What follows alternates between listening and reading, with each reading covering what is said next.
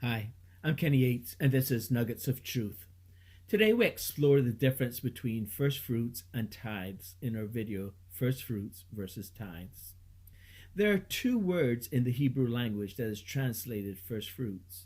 They are bikurim, meaning first fruits, the early or first ripened produce of anything domestically grown in soil, that is, from the vine, from the greens, from fruits, etc. The other word is reset, which means what is first, the beginning, that is, the initiation of an action, process, or state of being. And just for good measure, I would like to throw in a third there as well. It's bikor, which means firstborn, the first male of either human or animal.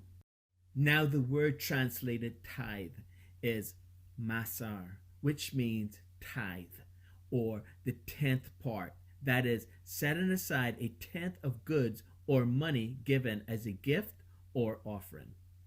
Okay, now there are some things I would like to discuss with you to get a better picture. First, the practice of bringing the first fruits of your increase was observed way before the giving of the law.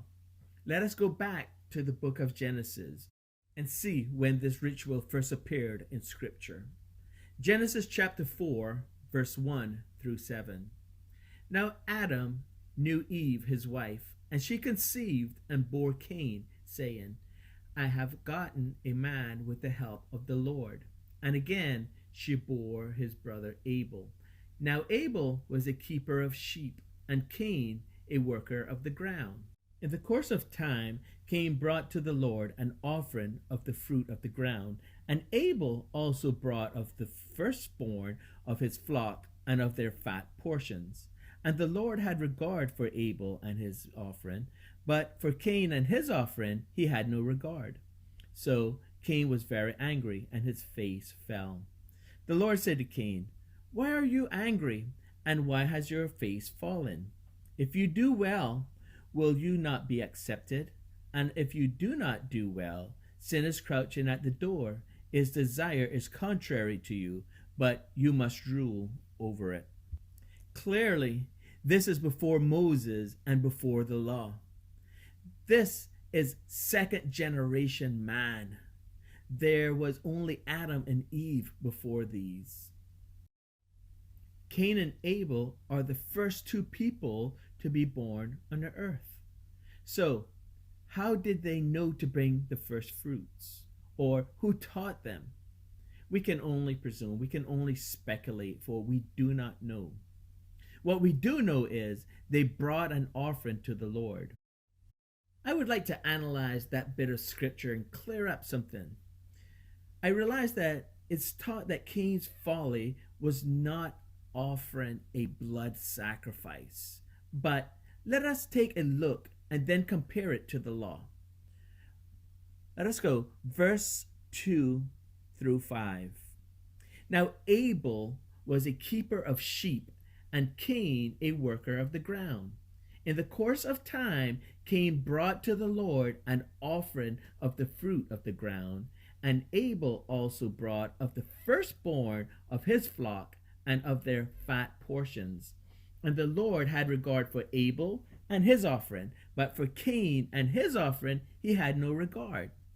So, at first glance, it would appear that that was his folly, not offering a blood sacrifice. But if we look a little bit deeper, the scripture says that in the course of time, Cain brought an offering of fruit from the ground, but Abel brought of the firstborn of his flock and of their fat portions. The truth is, Cain only brought an offering. It was not the first fruits, nor was it the best. He had done the same thing that the priests were doing that upset God in Malachi chapter 1. God was not upset that they did not bring a blood offering, but that they did not bring the first and the best. They were offering blind animals. They were offering crippled animals. They were offering the discarded animals that they did not want to eat themselves, so they were bringing it as an offering to the Lord, and the Lord was not pleased with it. So, if truth be told, they were doing what Cain did. They just brought an offering, an unacceptable offering.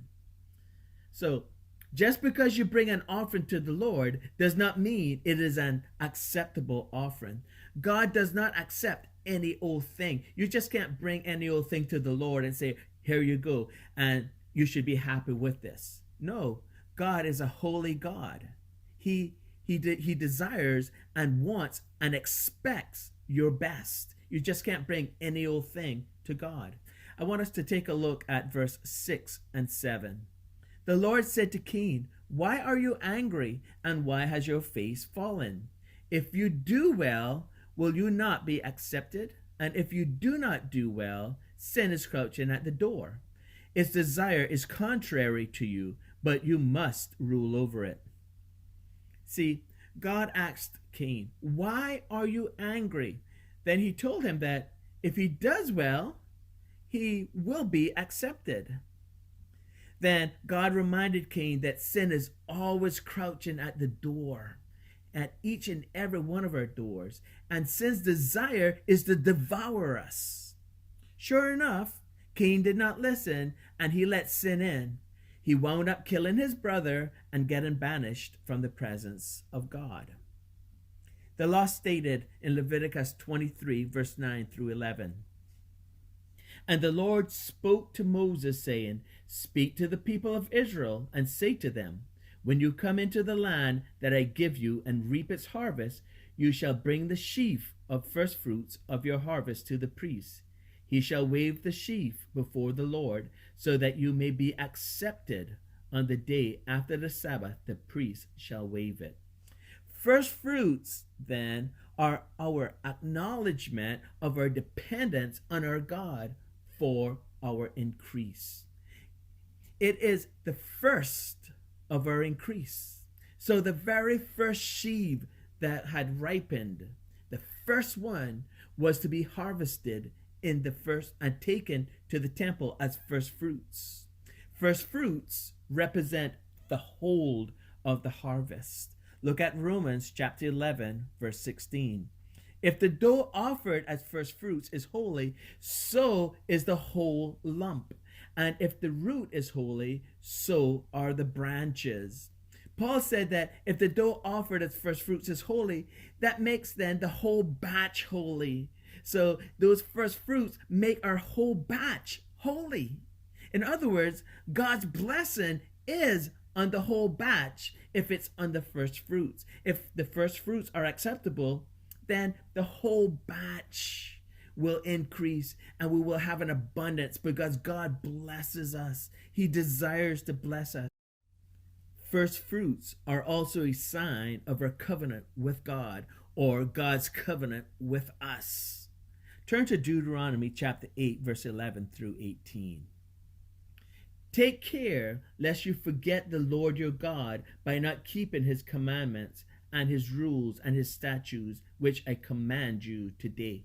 Lest when you have eaten and are full, and have built good houses and live in them, and when your herds and flocks multiply, and your silver and gold is multiplied, and all that you have is multiplied, then your heart be lifted up, and you forget the Lord your God, who brought you out of the land of Egypt, out of the house of slavery, who led you through the great and terrifying wilderness with its fiery serpents and scorpions and thirsty ground where there was no water, who brought you water out of the flinty rock, who fed you in the wilderness with manna that your fathers did not know, that he might humble you and test you to do you good in the end. Beware lest you say in your heart, my power and the might of my hand have gotten me this wealth. You shall remember the Lord your God, for it is he who gives you power to get wealth, that he may confirm his covenant that he swore to your fathers, as it is this day. It keeps our dependence on God real. We acknowledge that it is God who gives us the increase. It is God who defends and increases our harvest. Same is true of the firstborn, as Abel brought in the book of Genesis account that we read about just now. It all belongs to God. First fruits are an offering to God, while tithe is God's share of the total increase. He asks for 10%, so 10% of everything is God's share. It was first made into law in Leviticus chapter 27, verse 30 and 32 through 33. Every tithe of the land, whether of the seed of the land or the fruit of the trees, is the Lord's. It is holy to the Lord. And every tithe of herds and flocks, every 10th animal, all that pass under the herdsman's staff, shall be holy to the Lord. One shall not differentiate between good or bad, neither shall he make a substitute for it. And if he does substitute for it, then both it and the substitute shall be holy. It shall not be redeemed. So, to sum it all up, the first fruits are the first of the harvest and the best of the harvest, while the tithe is a tenth of the entire harvest. They both belong to God. The first fruits puts a blessing on the entire harvest or the entire increase. The tithe puts a blessing on the giver. Not giving them the first fruits and the tithe brought a curse on the Israelites in the book of Malachi. I hope you enjoyed this video, and if you did, would you please like, share, and subscribe to our channel. Thank you so much for watching. I'm Kenny Yates. This is Hold the Hope, and this has been Nuggets of Truth. Be blessed and stay blessed.